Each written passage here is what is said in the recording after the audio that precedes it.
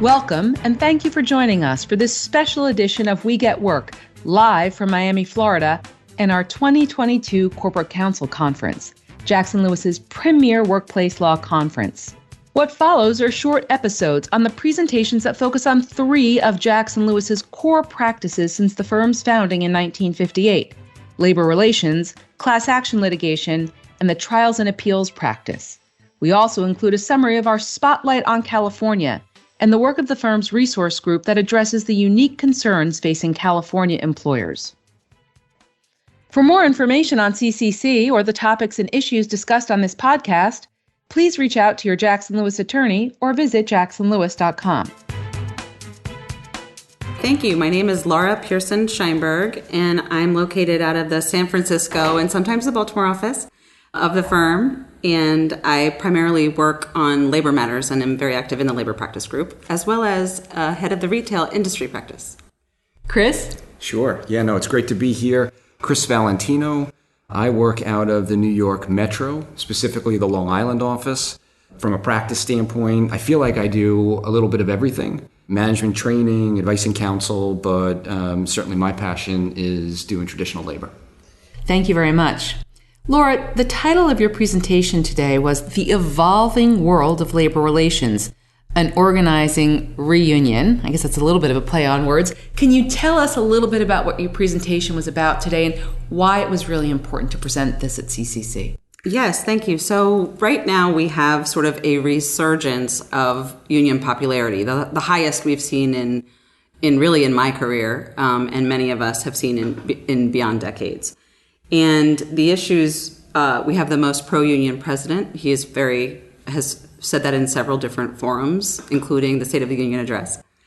And with the new makeup of the board and a very aggressive general counsel, we have been talking about sort of the incredible sea change that's about to happen. Chris, during our presentation, used a great analogy of sort of sitting at stopping lights and revving the engine and waiting to get on the highway. Of each stoplight you get up and it's red, and then you're revving and revving and revving. And that's really what we're facing right now, is that revving of the engine, and we're about to take off on the highway. We want to make sure that our clients are ready. So we went over the changes that have happened already and the changes that are to come, and really just the overwhelming popularity of unions, and organizing is got a new shot in the arm and is super interesting times. Thank you. Chris, what are some of the issues you felt resonated with the attendees during your presentation? What did they really want to know from you and Laura? So, Laura and I spent a lot of time talking about all of the different developments that are taking place right now from an administrative standpoint, from a labor board standpoint, as Laura said, from the general counsel standpoint. But I thought what attendees really focused on and what they got interested in was the direction of the board, where the board is taking issues. They're soliciting briefs on the 6 main takeaways from the Trump administration board. So when we talked about joint employer issues, attendees want to know, we know it's coming. What do we do now? How do we prepare for that? From an independent contractor standpoint, getting handbooks ready for sort of the overturning of what they've been living under the last 4 years. So it was great. Attendees know the issues. We've been dealing with the issues, what they wanted to hear from, why is it different, and how do we prepare? So it was good. It was exciting. Look, it was a fun session to do. So Laura, given everything Chris just said and the concerns that were raised by the attendees, what in your mind are some of the key takeaways that employers should keep in mind as they're moving through this new resurgence of organizing? So I think if you're a unionized employer, that you should be looking back to what happened in the Obama administration with the rules under the National Labor Relations Board as the floor of which how you should operate now. So kind of ignore how the law shifted during the Trump administration and kind of look at what you did back then. For non-union employers, this is the really interesting part of our work right now. It's really about being proactive. And when I say proactive, you need to look at your bargaining, your workforce, employee interchange, et cetera, to look and see what we call a bargaining unit analysis.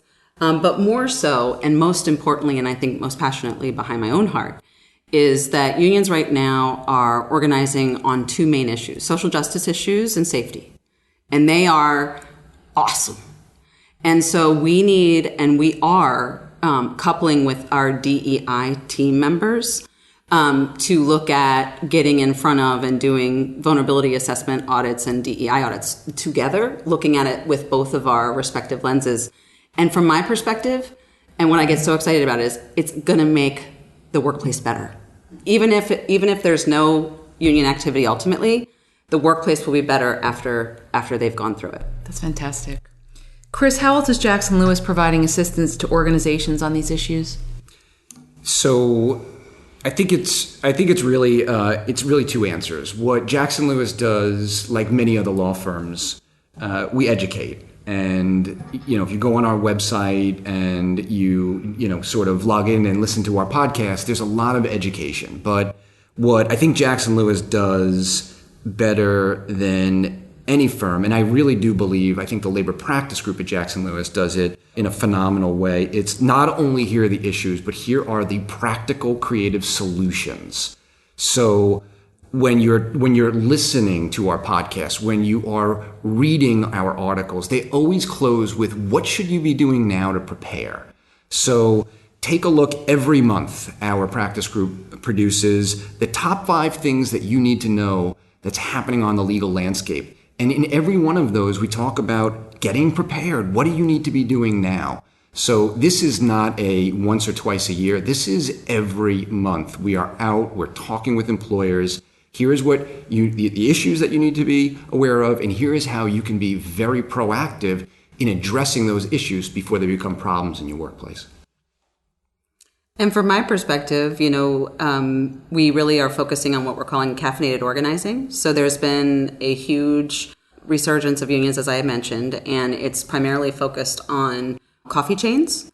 And right now there's one major coffee chain that has had 170 plus simultaneous petitions. And so we are working on creative ways to combat that for what we believe is a pattern of corporate campaign tactic that will come for that unions will come for all of our clients with that same kind of pattern structure. So we're excited about that. And you're getting ready. And we're getting ready, and we'll make sure that our clients are ready. Well, Laura, Chris, thank you so much for sitting down with us this afternoon.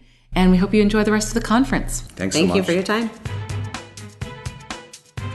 Jody Mason, Eric Magnus, thank you for joining us today.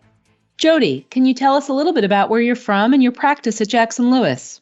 Sure. So I'm a principal in the Chicago office of Jackson Lewis. And for the past several years, we've been doing a lot of privacy litigation, and in particular, a lot of biometric privacy litigation. Obviously, that's been a huge hotbed in Illinois under the Illinois Biometric Information Privacy Act.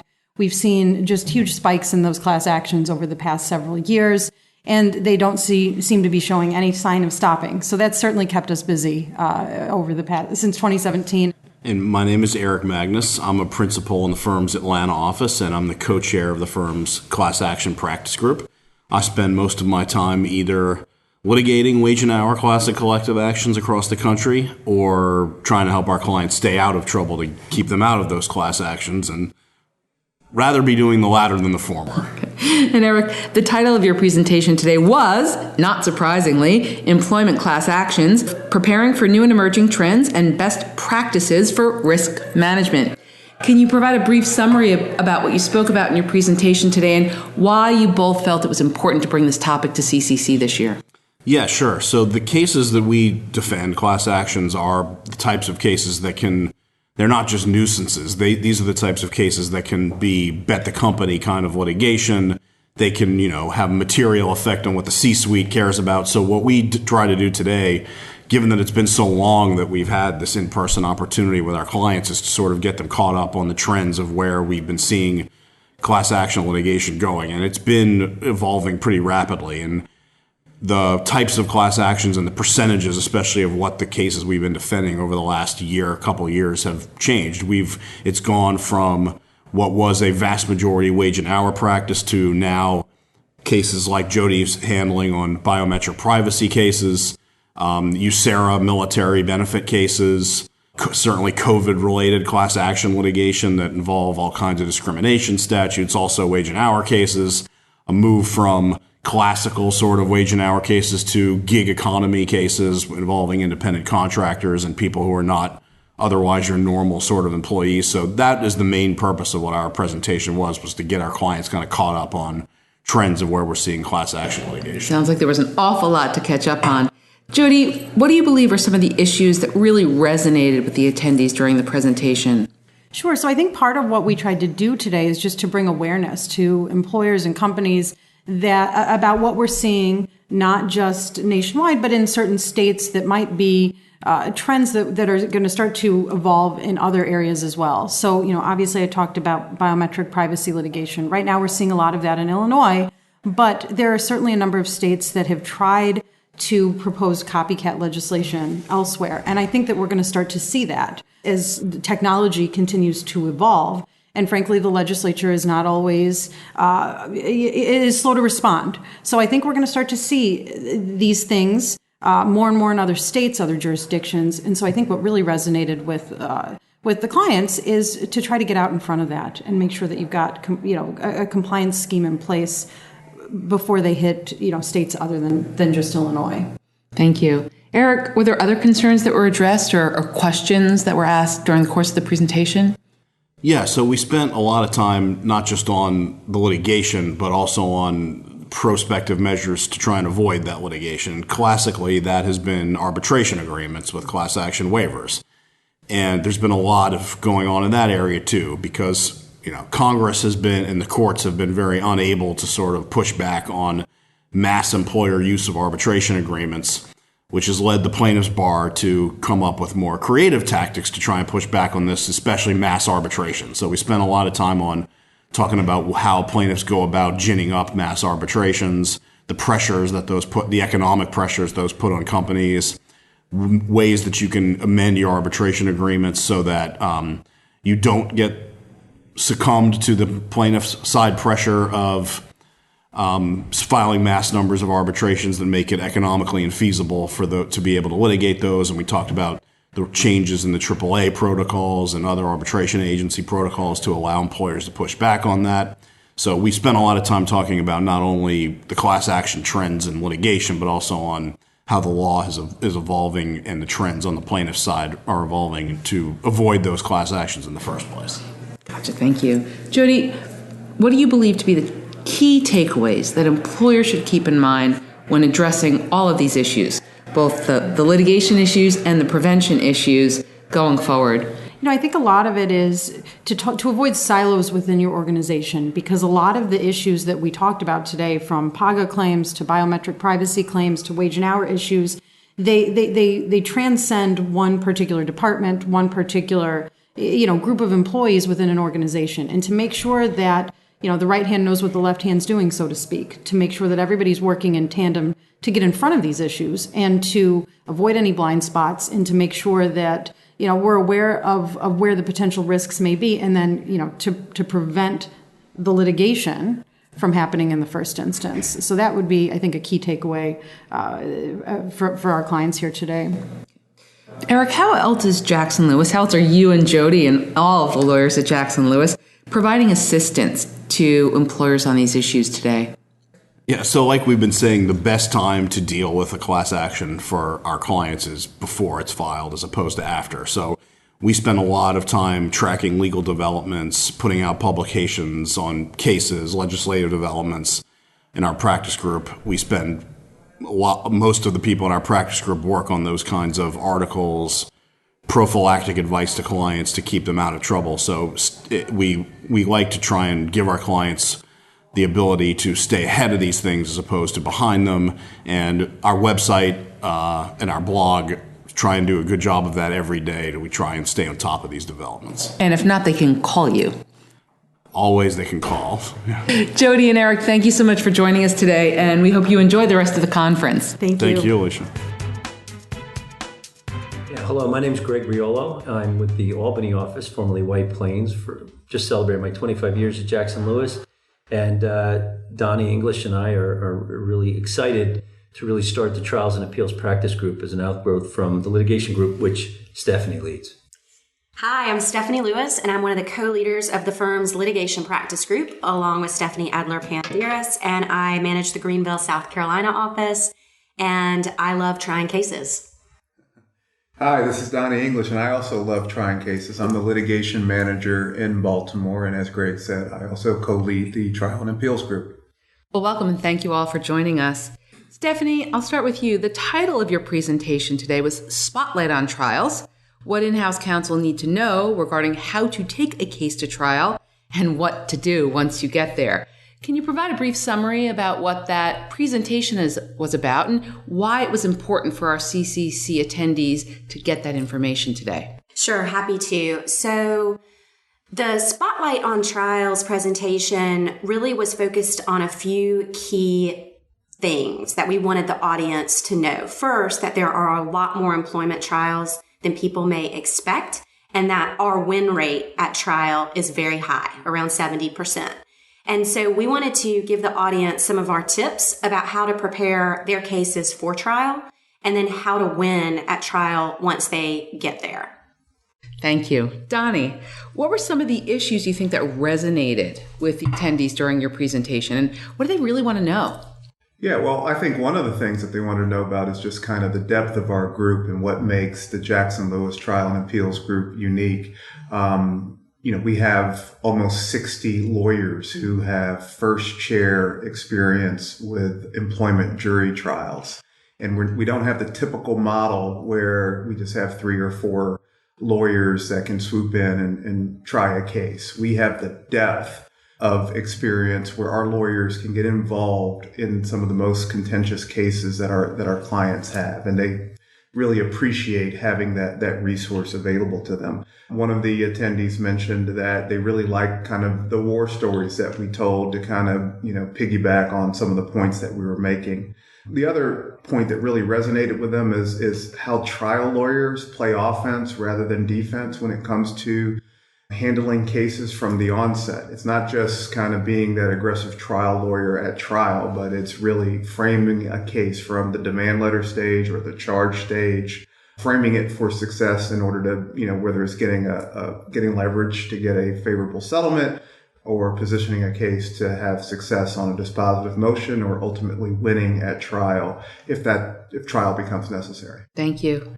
Greg, were there other concerns that were addressed or raised during your presentation that you'd like to talk to the audience about? Yeah, sure. I think one of the concerns that a couple of the attendees raised was the fact that they're just tired from the company standpoint, from the in-house standpoint, of settling cases.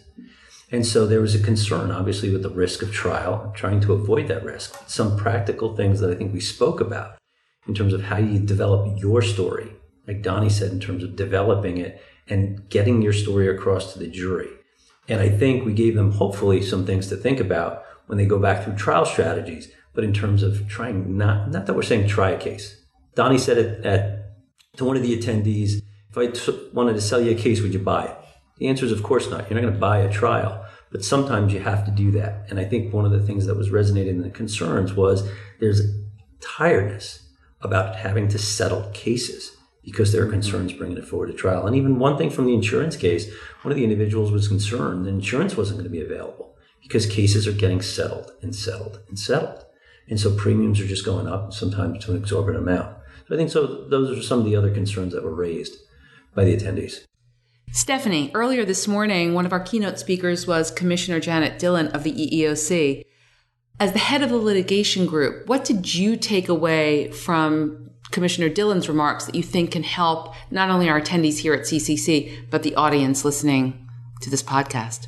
Stephanie Adler-Panderas and I were really struck by Commissioner Dillon's comments about the need for companies to spend more time and resources on their position statement drafting and the importance of the position statement when viewed through the lens of the EEOC investigators, and also the need to formally supplement the position statement if any additional facts are discovered. We were also struck by the details around the agency's plans to increase their staffing levels so that they can dig deeper in cases and bring more systemic or impact litigation. So I think that there were a lot of really important lessons from Commissioner Dillon's comments that tell us that there's a lot more litigation from the EEOC coming. I think also, just to follow up on what Stephanie is saying, I think the commissioner was pretty clear in terms of when asked a question about the content of the position statement. Should I concentrate on the facts? Should I concentrate on the law, by one of our attendees? And she said there's really two audiences when keeping that in mind. And with respect to the facts, you really focused on the investigator. But if there are the legal arguments, that's really something that resonates later on, whether it's by legal in terms of considering to take it to the next level, or even ultimately if there's differences between a circuit that might be considered by the ultimate decision maker and not the investigator. So I thought a couple of the points were really good, and I think it gives us an opportunity to really go back to our litigators and explain some of those things as we're thinking about it. Donnie, going back to the trial presentation for just a minute, what do you believe to be the key takeaways employers really should keep in mind when potentially presented with a trial, or what they could do in advance of that taking place? Sure. One of the topics that we covered is doing a proper and thorough investigation, and just from the start of a dispute, developing the themes early on, preserving evidence early on, identifying key factual issues, and doing what it takes to eliminate those key factual issues in the beginning and as the case is starting to progress towards trial. Identifying evidentiary issues that may arise and positioning that evidence to be able to make sure that you can get it in during trial, and kind of setting it up through discovery so that you have what you need in order to get it in during trial. But those are some of the things that were key takeaways for the audience. Thank you. So this is for Donnie and Greg as leaders of the new trial and appeals group at Jackson Lewis. How is Jackson Lewis and how are you both helping provide assistance to all of our clients around these issues? Sure. And I think one of the things, as Donnie had discussed, we have 56 people identified on our website as with multiple jury trial experience at Jackson Lewis in employment cases. And I think our group is much bigger than that. We want to explain to people that we have another 100 people who have been involved in trials, whether it's a second chair, whether it's one bench trial, maybe one jury trial.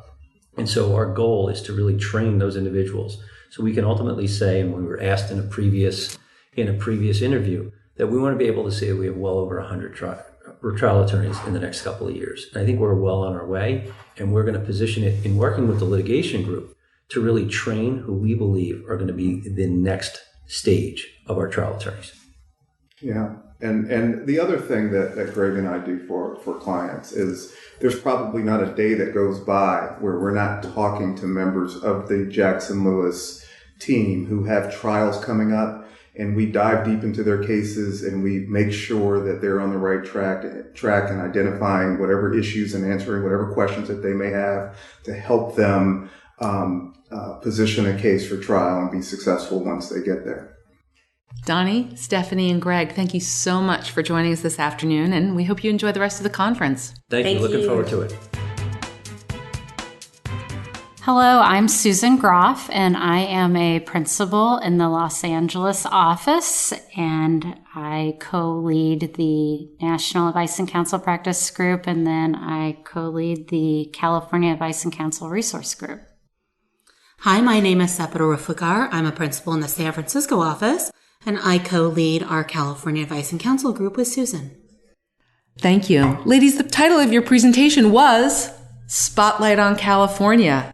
Can you tell us a brief summary of what was covered during your presentation today and why it was important to bring those issues to CCC? Sure. We covered a top 10 list of issues that oftentimes give employers heartburn when they are in California or dealing with California employees. So it was just a little bit of everything you need to know, want to know, may not want to know about doing business in the state of California. Susan, out of all of those 10, what are some of the issues you think that really resonated with the attendees during the presentation? Well, wage and hour, it may not be a sexy topic, but it's a scary topic. And so I think some of those wage and hour topics were of greatest interest. Separa discussed California vacation rules, and I touched upon some meal and rest issues, and it raised a lot of questions for the audience. Were there other concerns that were addressed by the attendees during your presentation? I think folks were interested in knowing some of the differences with California's leave laws, because that's such a complex area, and making sure that they are in fact administering leaves in the way that they should be administered in California, and that they've got all of the leaves that apply. Their leave management folks know what all of those are. So given all of the complexities in California, what do you believe are the key takeaways, things that you really want employers to know coming out of your presentation and for our listeners? I think one global takeaway is to not assume that the way you do things outside of California will necessarily work in California. But that doesn't mean that it's scary to be in California. There is a way to make it work, and we're here to help you do that. So why don't you tell us a little bit about how Jackson Lewis and how you both help employers through some of the issues that are raised in California? Well, we have a fabulous California blog. We are the only state that has our own blog at Jackson Lewis. And we have a number of webinars throughout the year that clients really find useful. And we've got a team of attorneys in California who are dedicated to being there to help with advising employers as they navigate some of the trickier, stickier issues that arise in our state. Well, thank you very much for being here today, and we hope you enjoy the rest of the conference. Thank you so much. Thank you. Thank you for joining us on We Get Work. Please tune in to our next program, where we will continue to tell you not only what's legal, but what is effective. We Get Work is available to stream and subscribe on Apple Podcasts, Google Podcasts, Lisbon, Pandora, SoundCloud, Spotify, Stitcher, and YouTube. For more information on today's topic, our presenters, and other Jackson Lewis resources, visit jacksonlewis.com. As a reminder, this material is provided for informational purposes only. It is not intended to constitute legal advice, nor does it create a client-lawyer relationship between Jackson Lewis and any recipient.